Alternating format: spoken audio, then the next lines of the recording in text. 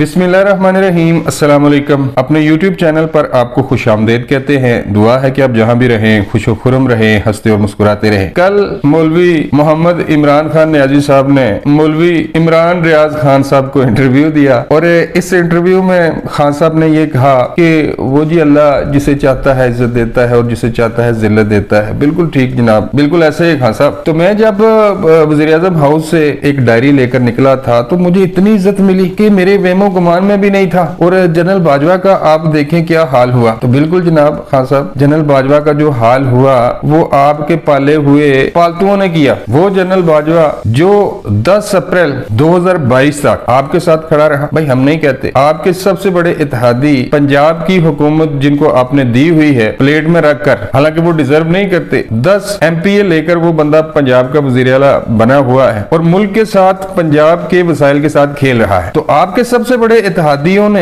ये इतराफ किया है। चौधरी परवेज लाई साहब के फरजंद मोनस लाई साहब कहते हैं कि नहीं जी वो तो हमें तो इमरान खान की तरफ जनरल बाजवा साहब लेकर गए थे और हमने जैसे तैसे भी इमरान खान का साथ दिया, चाहे मजबूरी में दिया, लेकिन हमने जनरल बाजवा साहब के कहने पर इमरान खान का साथ दिया था। इसका मतलब ये हुआ कि जनरल बाजवा तो आखिरी दिन तक आपके साथ खड़े थे और जब उस बंदे ने रिटायरमेंट ली, आपकी सोशल मीडिया टीम ने आपके कहने पर पाकिस्तान के सिपा सलार के साथ जो सलूक किया और जो अब भी किया जा रहा है, इससे तो साफ है कि भाई आपसे बड़ा एहसान फरामोश तो पूरी दुनिया में कोई नहीं। और किस इज्जत की बात कर रहे हैं आप? आपको वोट ऑफ नो कॉन्फिडेंस के जरिए निकाला गया था और वोट ऑफ नो कॉन्फिडेंस का मतलब ये है कि आप पर एतबार नहीं किया पार्लियामेंट ने। आपको जिस काम के लिए अवाम ने चुना था आप उसमें फेल हो गए। वो भी तो भाई अवाम के चुने हुए नुमाइंदे हैं जिन्होंने आपको फारिग किया है और आपको आपकी नालायकियों की वजह से फारिग किया गया था। आज ये बंदा गीले तितर को इंटरव्यू देकर ये कह रहा है कि IB वाले मुझे बताते थे कि क्या खिचड़ी चल रही है और जब जनरल फैज हमीद साहब को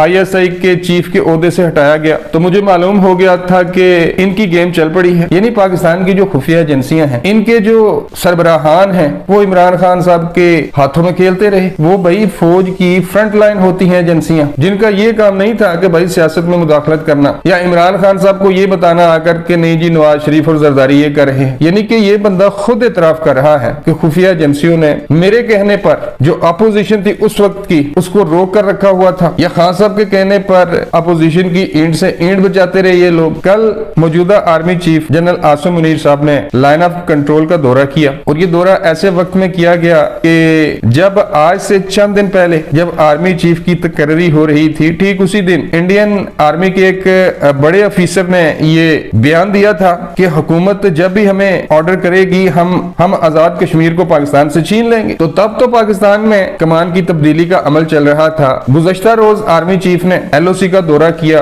और उस दौरे में उन्होंने जो बयान दिया उस बयान को पाकिस्तानी आवाम सुनने के लिए 6 साल से तरस रहे थे। Army chief general Asim Munir साहब ने यह नहीं कहा कि हम अमन चाहते हैं लेकिन हमारी अमन की ख्वाहिश को हमारी कमजोरी ना समझा जाए, जो पिछले 6 साल से हमारी एस्टेब्लिशमेंट ऐसे बयान देती रही है। उन्होंने साफ साफ कहा कि भाई अगर हम पर जंग मुसल्लत की गई या हमें जंग में झोंका गया तो हम भारत को भारत में घुस कर मारेंगे। ये होते हैं सिपा सलारों वाले बयान। उन्होंने कमजोरी शो नहीं करवाई कि नहीं जी हमारी अमन की ख्वाहिश को हमारी कमजोरी ना समझा जाए। उन्होंने सीधा सीधा कहा कि भाई अगर हम पर हमला किया जाता है तो हम तो ठोक कर रख देंगे। ये होते हैं सिपा सलार जो अपने काम से काम रखते हैं, जो सियासत में मुदाखलत नहीं करते। तो आज ये गीले तितर को इंटरव्यू दे रहा है कि नहीं जी वो जब जनरल फैज हमीद को हटाया गया तो सारी गेम इनके हक में चली गई। ये बंदा तो फौज को 4 साल तक अपने मकासद हासिल करने के लिए इस्तेमाल करता रहा है और जनरल फैज साहब इस्तेमाल होते रहे। एंड में उन्होंने ये कहा कि हमने एस्टेब्लिशमेंट को पैगाम भिजवाया है, नई एस्टेब्लिशमेंट को। और भाई आप जो भी पैगाम पहुंचाओ नई एस्टेब्लिशमेंट को, नई एस्टेब्लिशमेंट ये फैसला कर चुकी है कि जो भी हो उन्होंने सियासतदानों के गंद में नहीं पड़ना। उनकी जो जिम्मेदारियां हैं उन्होंने सरहदों पर रहकर अपने मुल्क की हिफाजत करनी है। इमरान खान साहब ने यूं तो बहुत सारी बातें की हैं और वो वही बातें थी जो पिछले 4 सालों से ये बंदा कर रहा है। नवाज शरीफ चोर, जरदारी चोर, ये पाकिस्तानियों की दौलत लूटते हैं और बाहर चले जाते हैं और फिर NRO लेकर दोबारा वापस आ जाते हैं। भाई शरीफ खानदान पे तो करप्शन कोई भी साबित नहीं कर सके आप 4 साल में, लेकिन आपकी करप्शन अब दुनिया के सामने आती जा रही है। पिंकी पीरनी और फराह गोगी ने मलक रियाज के साथ मिलकर जो करप्शन की, वो भाई उनकी जो गुफ्तगू है वो ऑडियो की सूरत में मौजूद है। वो तो सरेआम कह रही हैं फराह गोगी कि नहीं जी हमें वो 3 कैरेट की नहीं 5 कैरेट की अंगूठी चाहिए। घड़ियों वाला मामला आपका सामने आ गया, मलिक रियाज को आपने 50 अरब रुपए दे दिए, फॉरेन फंडिंग का केस दुनिया के सामने आ गया, ज़कात और फतराने के नाम पर आप